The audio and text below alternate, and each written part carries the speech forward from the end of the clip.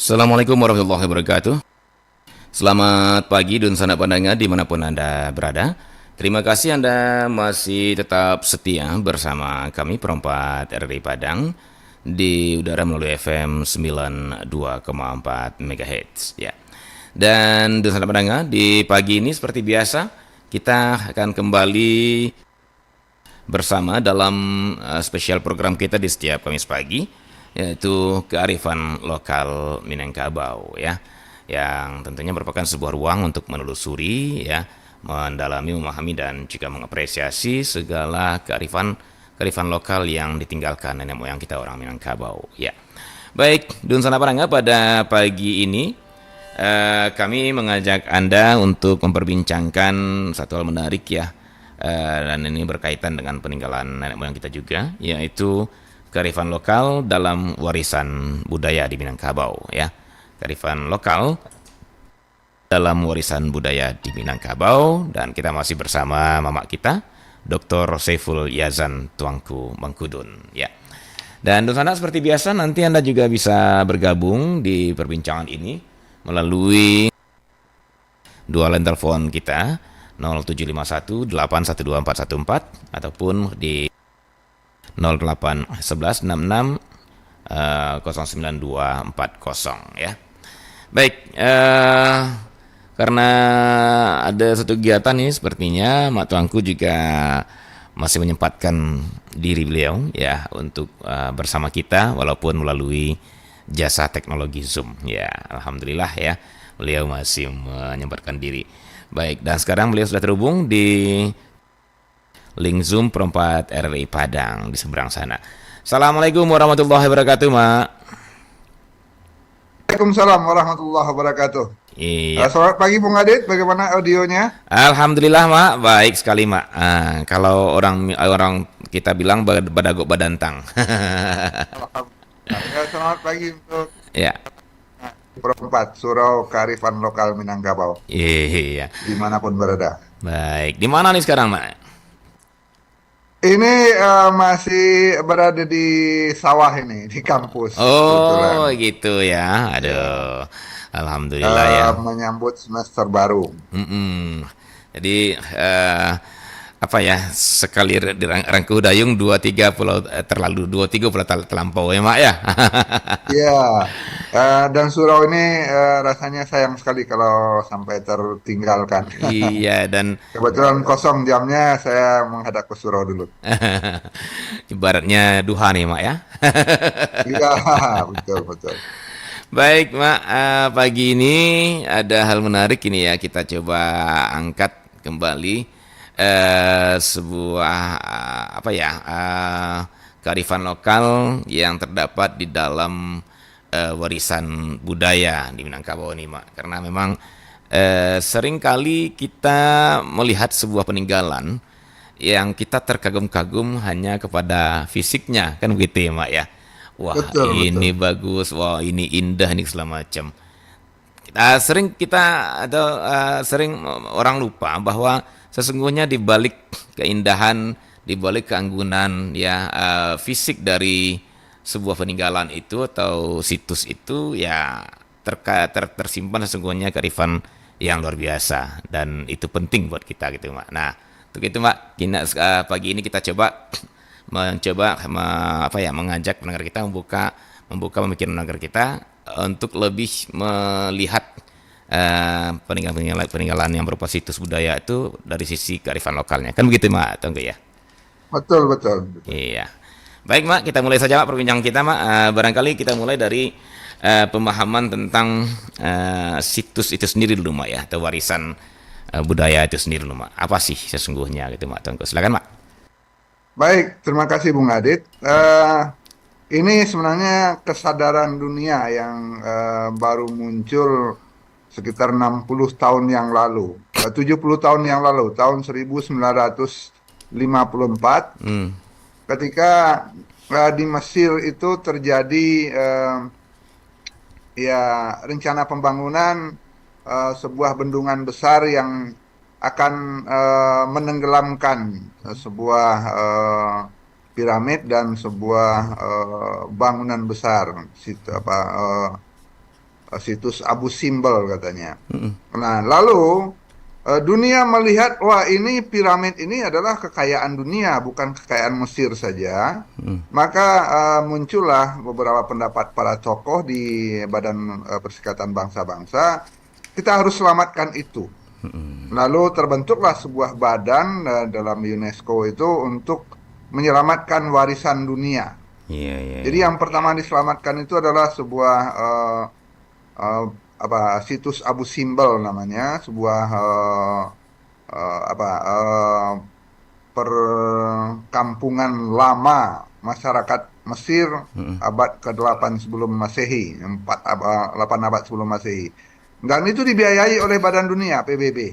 Nah, kemudian itu berkembang dan berkembang sampai tahun 2024 ini sudah hampir 1.000 warisan budaya dunia yang menjadi situs yang dilindungi, bahkan dibiayai untuk pelindungannya.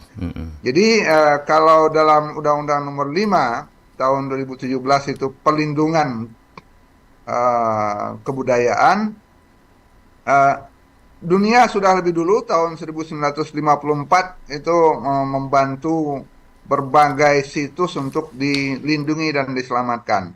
Indonesia pernah mendapat bantuan yang sangat besar ketika renovasi dan rekonstruksi Candi Besar Borobudur tahun 1970-an.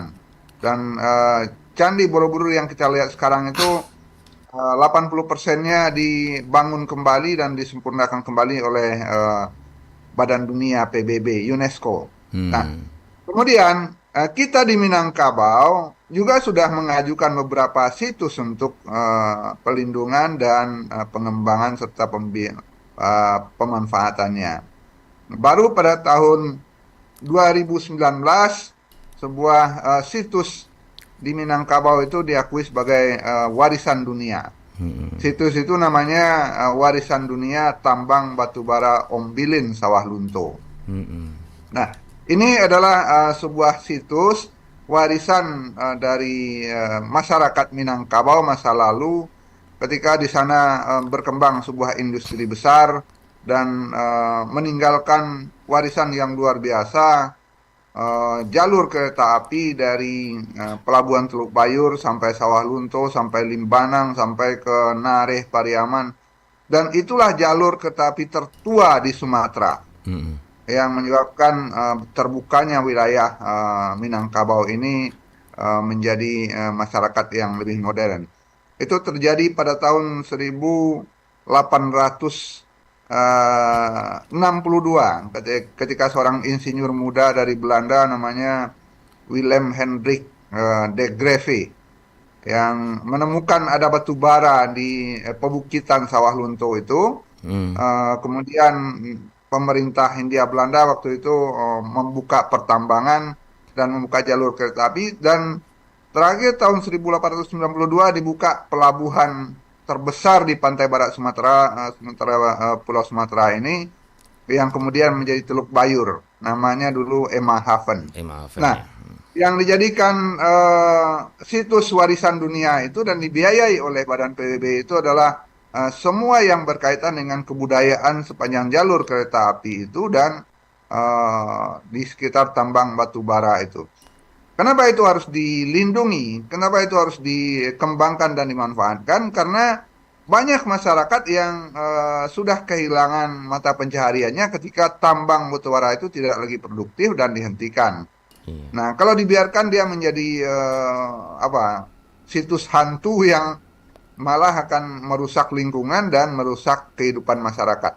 Maka Badan Dunia turun untuk membantu membinanya, mengembangkannya dan dijadikan sebuah situs yang bisa membantu kembali tumbuh perekonomian kehidupan masyarakat di sekitar itu, termasuk di seluruh jalur perkereta apian itu. Nah, itulah yang dikatakan situs warisan dunia yang kemudian sangat berkaitan dengan yang kita bicarakan beberapa bulan ini tentang pemajuan kebudayaan. Nah, bagaimana pemajuan kebudayaan itu bisa diwadahi dengan memelihara situs ini. Jadi seluruh warisan kebudayaan yang kita bicarakan, mulai dari tradisi lisan, sampai permainan rakyat, Hmm. sampai kepada bahasa, seni, segala macam itu, digabungkan dalam sebuah usaha pemajuan atau pengembangan situs warisan dunia itu, sehingga kebudayaan itu menjadi sebuah kesatuan yang utuh. Begitu barangkali Bung Adit. Iya, baik. Terima kasih, Mak. Dan ternyata Dun Sana Pananga ya bahwa pemerintah ya atau dunia bahkan sudah begitu peduli dengan situs-situs peninggalan budaya ya, dan tentunya ini juga menjadi cemeti buat kita gitu ya, Mak ya. Kalau dunia saja sudah berpikir begitu, apalagi kita gitu seharusnya yang menjadi pemilik dari situs itu sendiri, Mak ya. Sangat disayangkan ketika situs justru jadi tempat ya macam-macam gitu ya, Mak ya. Ya itu. Ini yang jadi apa? Eh, ada yang dikandung oleh situs itu, Bang Adit. Yang Ya. dikandung oleh situs itu yang pertama tentang pengetahuan tradisional yang mulai digunakan di sana, sampai teknologi-teknologi masyarakat, Hmm. kemudian sampai kepada bangunan-bangunan yang ditinggalkan, Hmm. termasuk sistem sosial sawah lunto yang sudah sangat inklusif, sangat plural. Aha. Karena di sana pertama kali masyarakat dari berbagai suku, ras, bangsa, agama berada dalam sebuah kota. Nah, itulah yang dikatakan situs warisan dunia Hmm. ketika wilayah itu membawa semua warna dunia di sana. Begitu, Bung Hmm. Adit. Nah, itu yang harus kita perkenalkan kepada dunia sebagai wilayah warisan dunia di kampung kita. Baik. Jadi ternyata yang di apa ya, yang dipandang menjadi sebuah situs warisan budaya dunia itu di Solunto itu ternyata bukan hanya persoalan tambangnya gitu ya, Mak ya, bukan hanya persoalan Bukan, bukan. ya infrastruktur kereta apinya saja gitu ya, Mak ya, tapi ternyata juga Betul. sosial masyarakat budayanya berkembang di sekitar jalur produksi dan kemudian transportasinya sampai ke tujuannya kayak Mahafen atau Teluk Bayur itu, Mak ya. Itu dilindungi semua ya, Mak ya. Betul. Oke, baik. Nah, baru dapat dapat benang merahnya saja tadi berpikir begini, Mak. Kenapa WTBO warisan taman budaya Ombilin itu eh, bisa dikaitkan menjadi situs Minangkabau kan begitu, Mak. Padahal dia Betul. peninggalan dari Belanda, Belanda yang membuatnya kebetulan berada di negeri kita gitu ya, Mak ya. Nah, saya sempat berpikir begitu. Betul, betul. Tapi ternyata ketika itu memang berimplikasi terhadap sosial masyarakat yang ada di sekitar jalur kereta api dari Ombilin itu sampai ke Padang itu sampai bahkan sampai ke Padang Panjang gitu ya, Mak ya, sampai ke Payakumbuh ya, Limbanang, Payakumbuh. Limbanang. Nah, artinya ya ternyata memang bagaimanapun perubahan itu akan memberikan dampak terhadap sosial masyarakat. Begitu barangkali kita memandangnya, Mak ya. Betul sekali. Barangkali ya, kita harus membagi-bagi segmen pikiran kita. Hmm. Ada bagian-bagian yang sangat memajukan Minangkabau, walaupun ada bagian-bagian gelap, catatan sejarah bahwa tambang itu juga membawa korban beberapa gitu ya.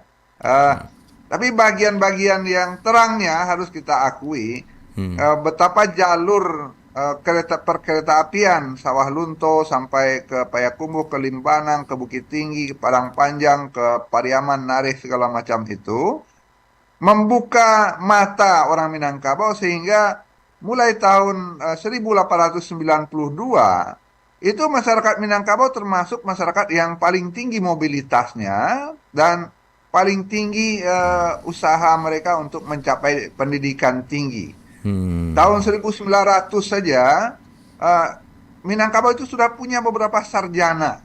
Hmm. Ada sarjana pertama Minangkabau itu namanya Zen Ahsan tahun 1901. Ketika Soekarno baru lahir sudah ada seorang sarjana ternyata di Minangkabau ini. Hmm.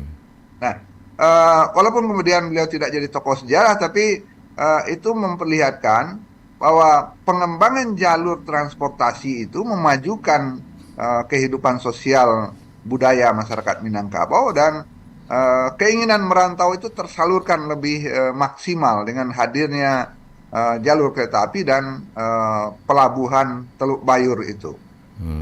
Begitu Bang Adit. Iya, iya, iya.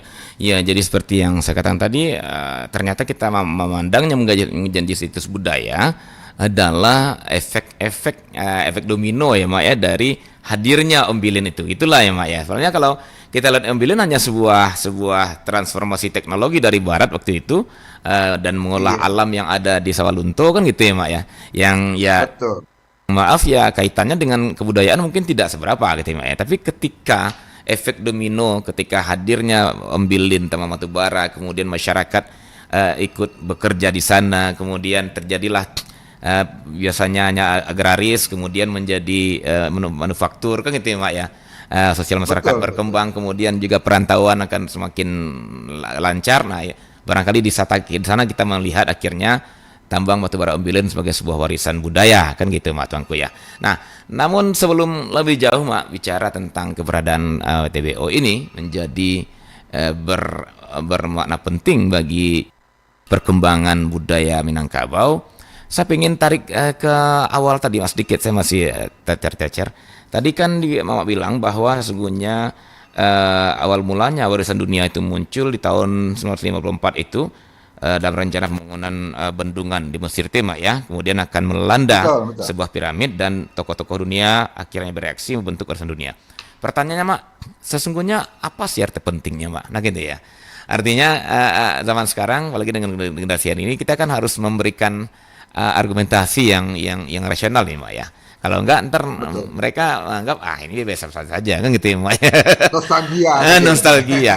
Apa sih arti Iya. pentingnya ketika situs-situs budaya itu dijaga, dilestarikan, dimajukan dalam Undang-Undang Nomor 5 itu, Mak? Apa sih arti penting sesungguhnya, Mak? Iya, begini Bung Adit. Hmm. Kita melihat masa lalu itu yang pertama tentu dari catatan. Hmm. Catatan yang ditulis oleh orang di masa lalu. Tapi kita juga harus melihat bukan hanya catatan, bukti fisik masa lalu itu, apa yang terjadi dari catatan itu apakah sinkron. Jadi untuk konfirmasi, untuk melihat seperti apa masa lalu itu terbentuk. Nah, Hmm. maka warisan-warisan dari nenek moyang itu, baik yang berupa tuturan lisan, seperti yang kita bahas kemarin, itu harus dimajukan, kata undang-undang. Nah, tentu saja di antara warisan itu ada peninggalan fisik yang membentuk keadaan kita sekarang ini, keadaan masyarakat ataupun keadaan fisik negeri Minangkabau saat ini.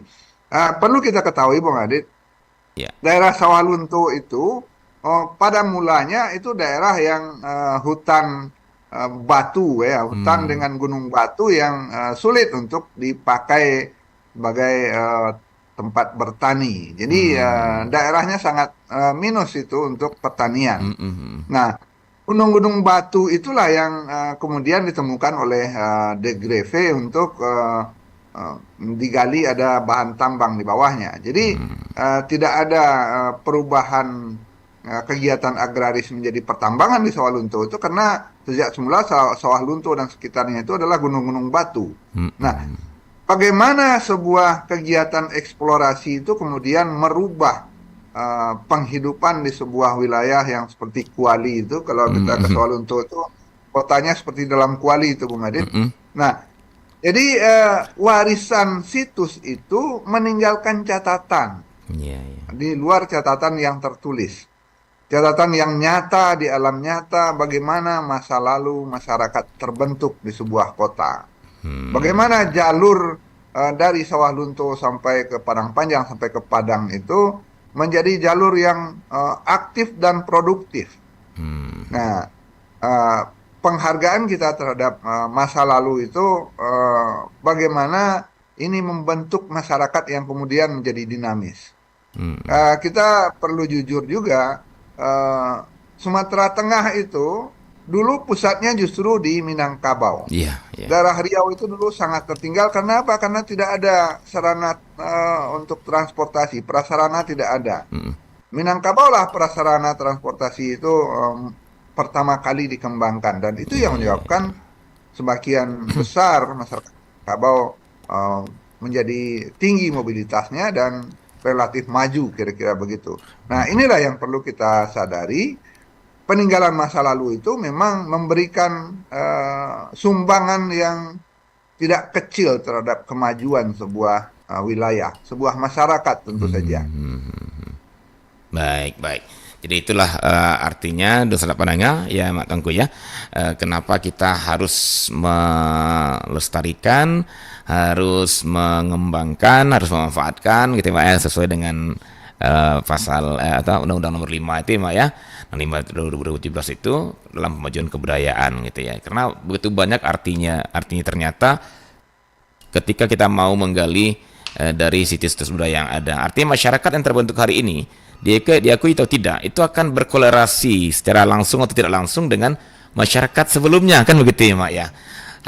Iya, Ah, kita harus jujur mengakui sumbangan tambang batu bara Ombilin untuk kemajuan masyarakat Minangkabau di awal abad 19 itu tidak kecil. udah kecil Tidak ya. kecil, dan eh, yang maju pendidikannya Ah, di seluruh Indonesia itu kan masyarakat Minangkabau. iya, iya, Kenapa iya. itu terjadi? Karena mobilitasnya tinggi. Mm-mm. Karena mereka terpapar oleh teknologi dan transportasi yang sangat maju untuk Hmm, masa itu. tunggu masa Nah, itu. eh, itulah catatan-catatan fisik yang tercatat di situs itu. Mm-mm. Teknologinya maju, transportasinya maju, masyarakatnya inklusif. Jadi kalau Baik. ada yang menyatakan masyarakat Minangkabau eksklusif, sudah lebih 200 tahun masyarakat Minangkabau Ah, itu menerima banyak suku bangsa di sebuah kota yang namanya Sawah Lunto. betul, betul, betul, Ya, betul. Apalagi belakangan juga kita dengar banyak saudara-saudara kita yang dari seberang Sumatera ini yang hadir di sana itu ya, Mak ya. Dari zaman-zaman dulu itu ya, Mak ya. betul. Kalau kita ikuti perjalanan peneliti muda yang namanya Hendrik de Graaf itu, ketika dia meneliti tahun 1862, itu 160 tahun yang lalu ya. Eh, yang mengiringinya itu semuanya orang Minangkabau. Ada gelar-gelar datuknya. Bahkan pada penelitian yang kedua, Hendrik de Graaf ini kan mengalami musibah di Batang Kuantan dan dia meninggal. Dalam musibah itu, dia dikuburkan dengan upacara adat di Durian Gadang di Sijunjung.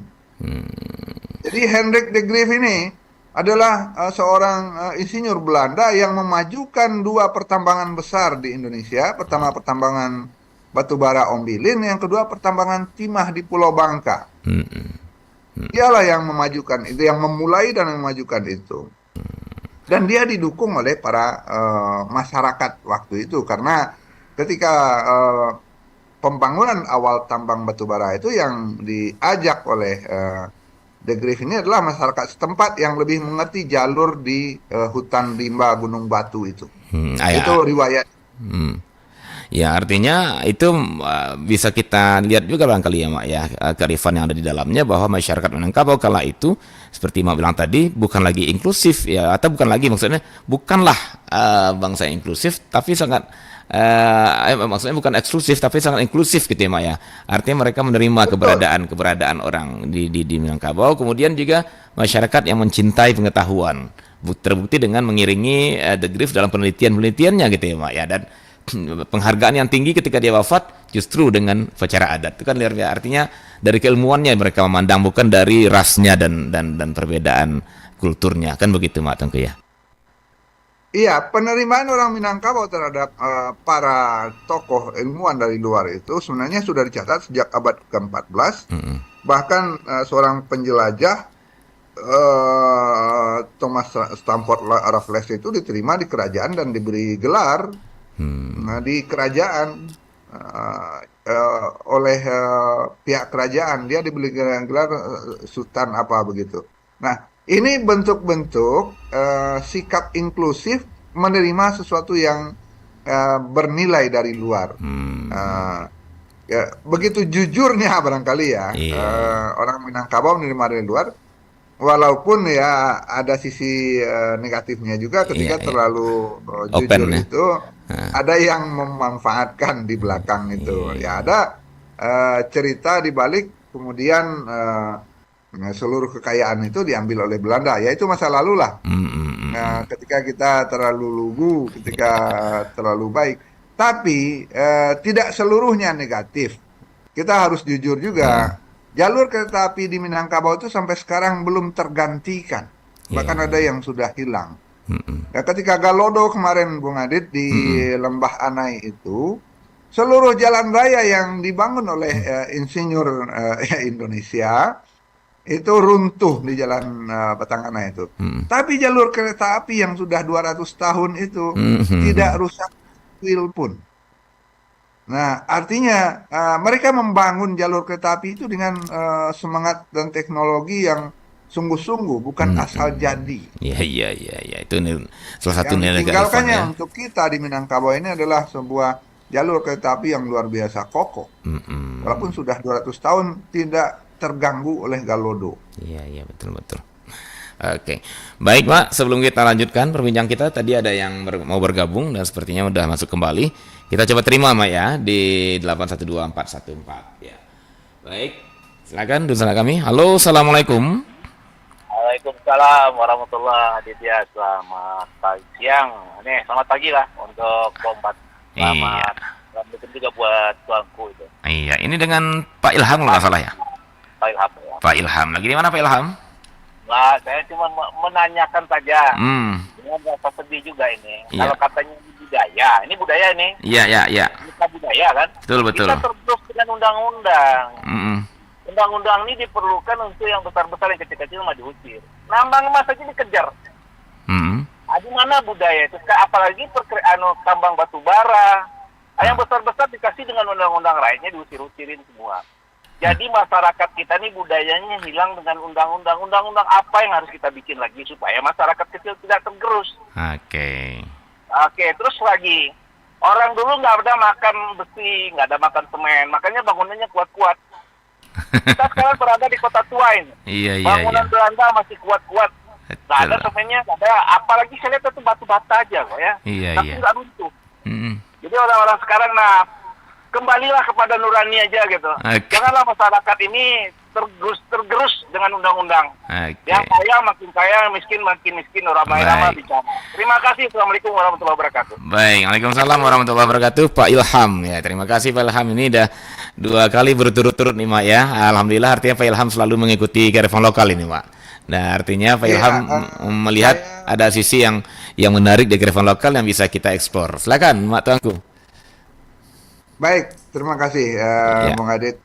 Iya, saya menerima yang disampaikan oleh Pak Ilham itu sebagai sesuatu kesadaran bahwa eh, masyarakat kita eh, seperti terabaikan ketika undang-undang hanya bicara hal-hal yang besar. Hmm. Eh, yang perlu juga kita sadari bahwa undang-undang itu hadir adalah wujud dari cita-cita pendiri negara.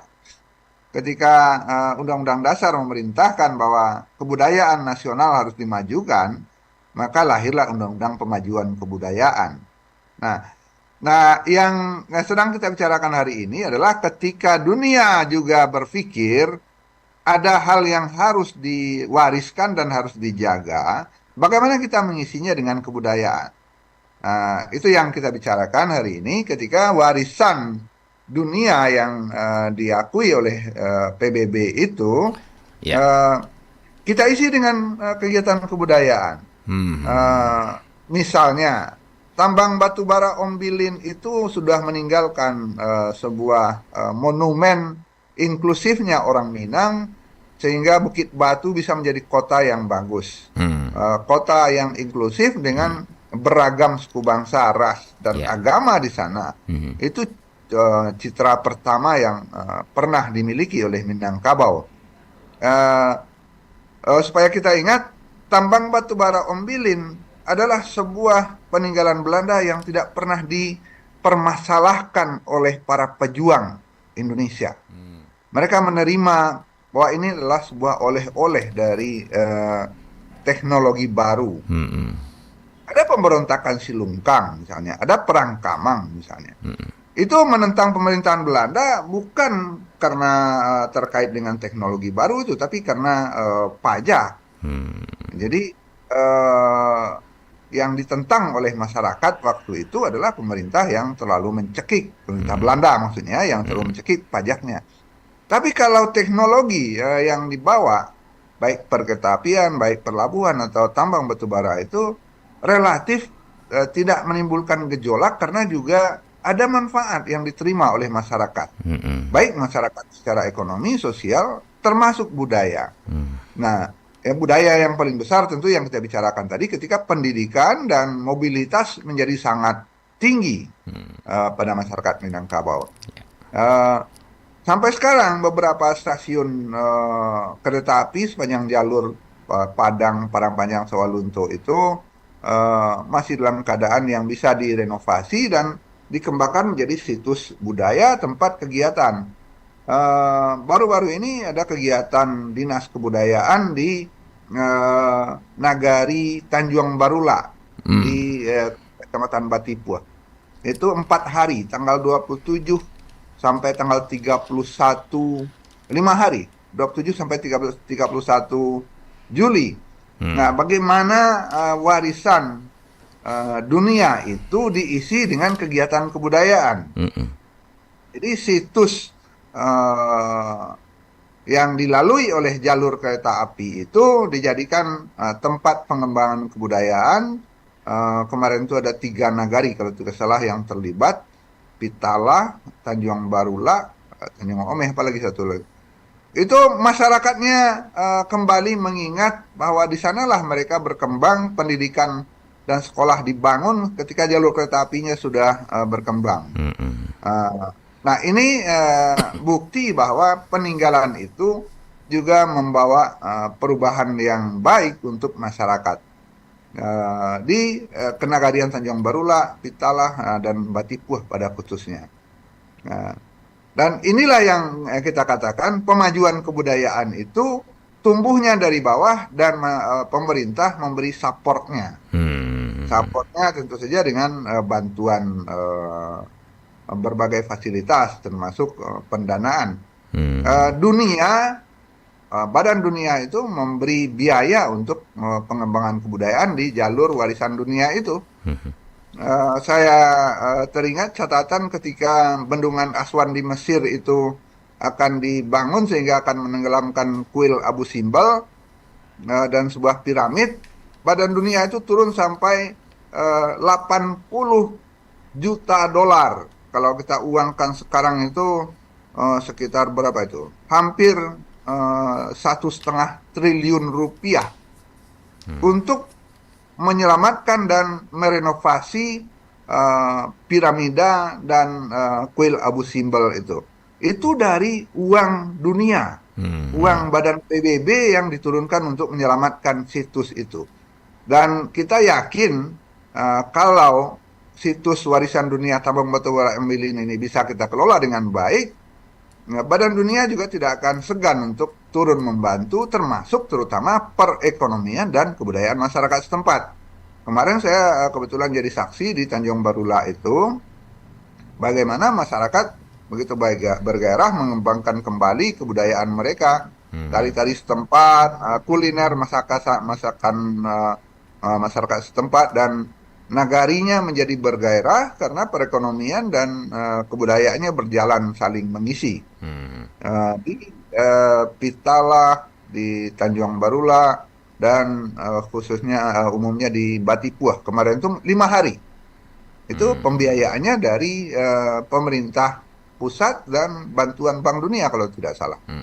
Nah, ini contoh saja bahwa warisan dunia itu akan membawa dampak bagi pengembangan ekonomi dan tentu saja kebudayaan masyarakat di jalur-jalur warisan dunia itu. Begitu Bung Adit. Iya, baik. Terima kasih Mak untuk jawaban Pak Ilham, dan satu hal positifnya saya melihat dari Pak Ilham adalah semangat untuk bagaimana menyelamatkan, kan gitu ya Mak ya. Bagaimana Betul. menyelamatkan kebudayaan yang ada, situs yang ada. Nah, tapi satu hal juga, bagaimanapun undang-undang itu payung sebenarnya Mak ya, payung hukum kalau bisa begitu Mak ya. Tergantung kitanya mau atau tidak memanfaatkannya, kan begitu Mak Tengku ya. Dan Betul, ya karena undang-undang ini bukan undang-undang karya politik, iya iya iya. walaupun yang menghasilkannya Dewan Perwakilan Rakyat, tapi undang-undang yang menjadi amanah dari pendiri negara. Mm-mm. Pendiri negara itu sebagian besar adalah orang Minang, Hmm. ya. Panitia 9 yang menyusun undang-undang dasar itu 3 orang dari Minangkabau, Ya. Hatta, Agus Salim, Syahrir, itu Barangkali orang barangkali Minangkabau. karena barangkali kalau dari beberapa Pak Ilham tadi saya menyitir, mungkin di praktek di implementasinya mungkin ada plus minusnya gitu ya Mak ya. Nah, tapi saya jadi ingat juga nih, ada pepatah ya Mak ya. Istilah sampai jangan lumbuang dibakar, Mak, jangan rangkiang dibakar, apa tuh? Lupa saya awalnya. Nah, Dek manci, dek manci saiku aja rangkiang nanti bakar gitu ya. itu katanya Mak ya. Kira-kira Ya mancinya harus kita habiskan, mancingnya harus dihabiskan, maka jangan. mancinya harus kita halau. Iya. Jadi saya sepakat Hmm. kalau situs warisan dunia ini tetap dikembangkan dengan pola yang sudah kita pahami, yaitu membosek dari bumi. Mm-mm. Seperti yang saya lihat kemarin di Tanjung Barula dan Talah itu selama 4 hari itu yang bergerak adalah masyarakat lapisan bawah, Hmm. para pemuda, para pemangku adat, masyarakat adat, ibu-ibu. Ya, tentu saja ada yang mengkuratorialnya, yaitu ada saya tidak tahu persis siapa tokohnya, tapi dari Dinas Kebudayaan, Dinas Pemajuan Kebudayaan Sumatera Barat. Dan Dan jelas sebagian, ya, Mm-mm. Dan positifnya saya perhatikan Mak, setelah ditetapkan menjadi warisan dunia, justru ada ada semacam angin-angin segar nih Mak, bahwa karena ini kereta api berkaitan dengan TBO ini, sehingga ada upaya untuk menyelamatkan rel-rel itu semuanya. Kita ada dengar belakangan ini kan untuk transportasi kereta api juga mau akan diafal kembali gitu ya Mak ya. Dan kalau itu terjadi, itu kan berapa mobilitas masyarakat yang bisa terbantu dengan cepat ya Mak ya. ya, mungkin bagi sebagian orang itu nostalgia, tapi kalau kita menyadari dengan cepat Hmm. bahwa transportasi kereta api itu paling lama 10 tahun lagi akan sangat dibutuhkan ketika minyak bumi ini akan melambung 10 kali lipat. Iya iya iya iya iya. Kalau sekarang minyak bumi masih 10 sampai 15 ribu 1 liter, nanti kalau 10-15 tahun lagi minyak bumi itu harganya 100 ribu per liter, Oke. orang tidak akan mau lagi punya kendaraan. Oke. Orang pasti akan mencari transportasi umum. Dan itu tidak lama Bung Adit, 10 tahun, 15 tahun lagi. Iya iya iya iya. Nah, jadi kesadaran kita bahwa transportasi umum itu pada suatu saat akan kembali sangat dibutuhkan oleh masyarakat, akan tiba masanya. Baik. Nah, warisan dunia ini telah membuka pintu bagi kita untuk kembali mengaktualkan, mengaktifkan transportasi warisan dunia ini. Iya. Dia bukan lagi urusan Belanda, tapi urusan dunia untuk kita. Artinya sesuai dengan topik kita, bagaimana kita mengarifinya, kan gitu ya Mak ya. Kearifan-kearifan yang Betul. bisa kita ambil dari realitas yang ada ketika itu dijadikan warisan dunia. Baik Mak, ini ada pendengar juga yang bergabung Mak ya. Kita coba terima di 08166 09240. Halo, assalamualaikum. Waalaikumsalam warahmatullahi wabarakatuh. Iya, waalaikumsalam. Selamat Iya Pak Rizal, silakan Pak Rizal. Nah, kawan akan mau tanya ke Mama. Silakan Pak. Kini awak ke kota sejarah ni, Iya. Sawah Lunto. Solunto. Sawah Lunto. Walaupun tak ada sawah, lain ada sawah titik. Iya. Cuma Lunto tu nemu nagari tu panggil. Dan Iya. Lunto tu nemu nagari je. Iya. Seringnya orang pada salah seorang pahlawan nasional itu Muhammad Emin ada orang tersebut. Betul betul. Jadi kini Betul. itu dengan kota sejarah itu ada yang sejarah kelam kalam ya ada tanam paksa terlalu banyak nggak mengerikan lah gitu itu. Jadi dengan adanya jalan rel kereta api itu membuka jalan tadi untuk wilayah Minangkabau. Tapi kini kok awak tak sadar, tak termanfaatkan kok. Itu dia. Nah, jadi bahalang hanya bisa dimanfaatkan kembali. Ibu sedangkan investasi kalau dihitung investasi ini tak berada. Betul. Alun nyawa lah. Ya. Ndak pitih sih investasi Pak ya. Nyawa investasi. Nyawa. Oke. Kira itu nak. Terima kasih jawaban Mas. Iya. Wabillahi taufiq wal hidayah. Wassalamualaikum warahmatullahi wabarakatuh. Waalaikumsalam warahmatullahi wabarakatuh. Waalaikumsalam warahmatullahi wabarakatuh. Luar biasa, lain juga nih kritisnya Mbak ya.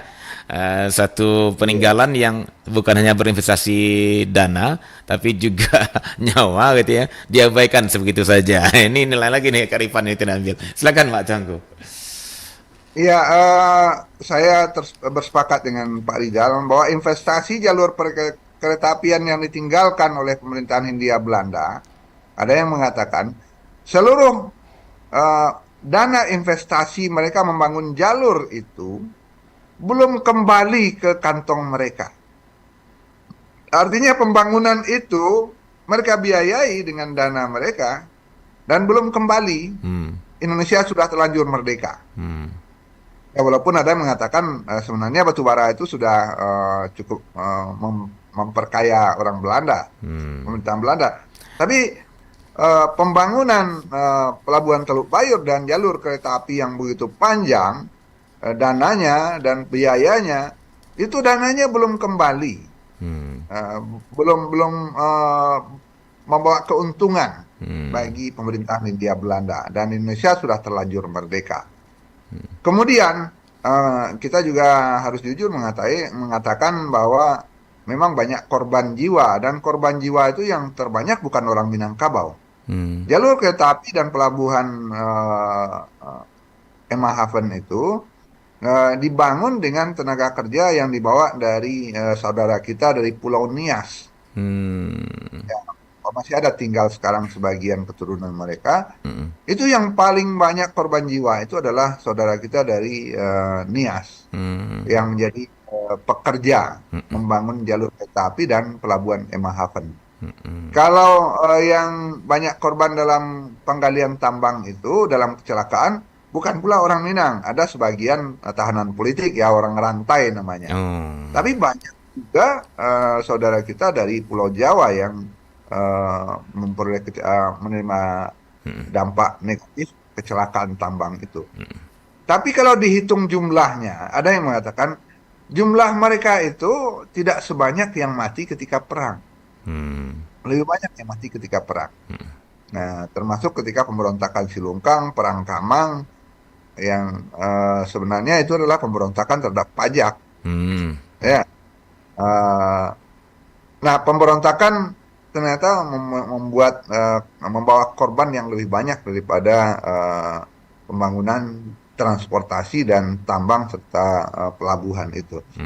Nah, yaitu wilayah-wilayah kelam yang memang harus kita terima sebagai modal sejarah ya, catatan sejarah. Nah, sekarang kita melihat peninggalan dunia ini bukan menghitung atau menghormati Belanda yang meninggalkan itu, tidak. Kita melihat ini sebagai aset yang harus kita manfaatkan dan kita kembangkan, bukan untuk diabaikan atau dilupakan. Seperti yang kita bicarakan tadi, kalau 10-15 tahun mendatang harga bensin itu naik 10 kali lipat. Kalau sekarang bensin itu yang normalnya 15.000 seliter, tahun 2035 itu kemungkinan bensin itu harganya bisa 150.000 1 liter. Semua orang tidak akan mau membawa kendaraan. Mereka akan mencari transportasi umum. Bagaimana Bung Adit akan pergi ke kantor untuk siaran harus menghabiskan bensin 2 liter dengan kendaraannya 300.000. Kan tidak mungkin gitu. Nah, ketika transportasi umum itu kembali dihidupkan, maka baru kita sadar, oh ini warisan yang harus kita kembangkan dan kita manfaatkan. Iya, iya, iya. Begitu. Baik. Bagaimana mengembangkan dan memanfaatkan, itulah yang dilakukan dengan cara-cara kembali menghidupkan jalur itu dengan kegiatan-kegiatan ekonomi dan sosial budaya. Seperti yang terjadi kemarin di 5 hari di Tanjung Barulah. Ada pertunjukan kesenian, ada seminar, ada pertemuan-pertemuan anak nagari, dan berbagai kegiatan sosial ekonomi dan menghasilkan nilai-nilai budaya. Begitu, Bung Adit. Ya. Jadi dari pembicaraan ini, Mak, salah satu yang bisa saya tarik juga adalah ternyata dalam menyikapi sebuah peninggalan masa lalu, baik itu budaya, baik itu teknologi dan benda-benda fisik lainnya, kita perlu sepertinya menempat-nempatkan, begitulah kira-kira, Mak, ya. Perlu memilah-milah gitu ya. Mungkin di satu sisi ada sejarah kelamnya gitu ya. Mungkin juga ada sesuatu yang bagaimanapun yang tidak bisa juga kita mungkiri bahwa kehadiran teknologi itu dibawa oleh penjajah tuh umpamanya. Kalau kita lihat yang membawanya penjajah, benar kan gitu ya, Mbak ya. Nah, bagaimana akses dari penjajah itu hadir di daerah kita sudah sama tahu. Nah, tapi bagaimanapun di sisi lain mereka juga meninggalkan teknologi seperti itu. Kalaulah tidak mereka tinggalkan jalan umpamanya, nantilah kita umpamanya ke kereta api, Mak. Jalan raya ini saja, Mak. Rasanya jalan raya yang dibangun oleh anak-anak negeri kita sendiri mungkin bisa dihitung ruasnya, Mak, di Sumatera Barat ini gitu ya. Yang dibuka dari awal. Semuanya rata-rata pasti ya dibuka oleh Belanda. Tinggal kita memperlebar, modifikasi ya. Sebut saja lah umpamanya jalan Padang Solo Sejunjung segala macam. Saya pikir itu bukan dari awal. Mungkin gitu ya, Mak ya. Itu rata-rata jalan yang dari penjajahannya. Nah, barangkali ya, apakah benar begitu, Mak, salah satu kearifan yang mesti kita lakukan, yang kita ambil di sana, bagaimana kita menempat-tempatkan, memilah-milah gitu ya, Mak ya, bahwa bukan berarti ketika kita memanfaatkan ini atau menghargai ini, berarti kita pro penjajah, bukan begitu maksudnya barangkali, Mak ya. Oke. Ini yang mesti kita dudukan, Mak. Ada pemilahan di sana. Jadi kita tidak terjadi semacam pencampur bauran yang pada akhirnya justru tidak hitam putih lah. Tidak hitam putih gitu ya, Mbak ya. Artinya memang penjajahan kita kutuk pasti gitu ya. Kemudian penjajahan meninggalkan luka dalam. Itu fakta gitu ya. Namun ketika ada aset-aset yang ditinggalkan oleh para penjajah dan kemudian itu memberikan hasil positif buat kita hari ini, apakah kita juga harus membongkarnya? Kan begitu pertanyaannya. Sama dengan tadi, Mbak ya. Atau membuangnya. Oke. Dalam jalur kereta api ini ada seorang tokoh yang harus juga kita ingat, dan tokoh itu tokoh Belanda yang bagi Indonesia sangat besar jasanya. Namanya Hans Christian van Ophuijsen. Bagi orang lain Van Ophuijsen itu tidak ada apa-apanya, tapi bagi orang Indonesia Van Ophuijsen adalah seorang guru di Solo yang kemudian guru ini orang Belanda yang mencatat dan mendokumentasikan tata bahasa Indonesia. Harus kita ingat sejak tahun 1923 ejaan bahasa Indonesia itu menggunakan ejaan Van Ophuijsen itu. Iya. Oh, itu namanya Van Ophuijsen ya, Mak ya. 1922. Van Ophuijsen. Sebelum ejaan Swandi Dialah yang menyusun tata bahasa, gramatika, dan membuat kamus besar bahasa Indonesia pertama kali, yang kemudian dilanjutkan oleh Purwadarminta. Van Ophuijsen lah yang mengajari Indonesia ini berbahasa satu. Iya. Dan dia menjadi guru dari Muhammad Yamin di Solo. Nah, Muhammad Yamin lah yang kemudian mengajak ada Sumpah Pemuda. Nah, lalu apakah seluruh Belanda itu hitam? Tidak juga. Banyak juga Belanda itu yang sangat cinta dengan Indonesia. Dan antara lain Van Ophuijsen dan Willem yang memajukan dua pertambangan besar Indonesia, timah dan batubara ini. Dia mati muda bahkan. Kalau Willem Hendrik de Graaf ini, dia berangkat ke Hindia Belanda, ke Indonesia itu umurnya 22 tahun. umur 32 tahun dia meninggal di Batang Kuantan, dimakamkan di Durian Gadang, si Junjung. Sampai sekarang masih ada makamnya dan dipagar, dipelihara oleh masyarakat karena dialah yang memajukan negeri itu. Sama dengan Van Ophuijsen yang harus kita hormati sampai sekarang. Tanpa dia kita tidak akan punya bahasa Indonesia yang begini lengkap. Ya, dia guru di Solo waktu itu. Iya, iya. Jadi Jadi memang seperti yang saya bilang tadi, penting rasanya kita mencoba secara objektif lah gitu ya, Mak ya, memilah-milah gitu ya, Mak ya. Jadi ya pastilah dalam sebuah aliran air, umpamanya di sungai kah atau di apa harus kita banda gitu ya, Mak ya, pasti ada lumpurnya, pasti ada sampahnya, pasti ada ini. Tapi bukan pun air akan sangat bermanfaat untuk pertanian, air bermanfaat untuk mandi segala macamnya. Nah, dan di sana ada ikannya. Ada ikannya. Jadi ikannya. apakah karena kita melihat sampah di sana, kemudian airnya harus kita tutup gitu ya? Gitu. Iya, tadi Pak Rijal mengingatkan kita tentang Muhammad Yamin. Muhammad Yamin itu ada di jalur warisan dunia tambang batubara Ombilin karena beliau orang Sijunjung. Dan dia murid dari Van Ophuijsen yang mengembangkan bahasa Indonesia. Mr. Muhammad Yamin pula lah yang menjadi salah satu pelopor Sumpah Pemuda untuk menyatukan bahasa Indonesia. Ya. Baik, Mak. Jadi sepertinya memang cocok nih kearifan sesuai dengan nama acara kita. Kita butuh kearifan yang lebih dalam gitu ya, Mak ya, dalam memandang segala sesuatunya gitu ya, Mak ya. Dalam memandang situs warisan. Situs warisan. Baik. Baik, Mak Tangguh, benar sekali pembicaraan kita pagi ini, dan walaupun sedikit nyerempet, itu justru bumbunya, Mak ya, untuk membuat kita lebih masuk ke inti persoalannya, kan begitu, Mak Tangguh ya. Oke.